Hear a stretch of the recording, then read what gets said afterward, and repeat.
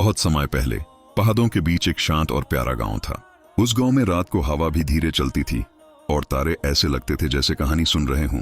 उसी गांव में अरु नाम का एक सीधा सा बच्चा रहता था। अरु को रात में चलना और नई चीजें ढूंढना बहुत पसंद था। एक रात जब पूरा गांव सो रहा था, अरु ने जमीन पर एक चमकता हुआ पत्थर देखा। पत्थर नीली और सुनहरी रोशनी छोड़ रहा था। जैसे ही अरु ने पत्थर उठाया, पूरा समय रुक गया।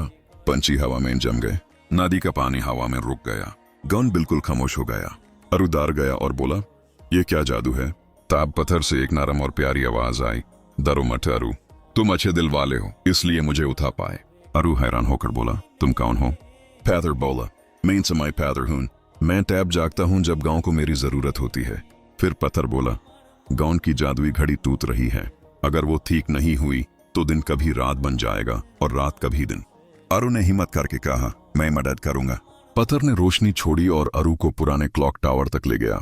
घड़ी के अंदर एक छोटा सा टूटा हुआ गियर था। अरु ने याद किया, उसके दादा उसे हमेशा कहते थे, सब कुछ प्यार और सब्र से ठीक होता है। अरु ने धीरे से गियर को सही जगह लगाया। उसने आंखें बैंड की और बोला, प्लीज ठीक हो जाओ। गाड़ी चल पाड़ी। टिक टिक टिक। समय फिर से चलने लगा।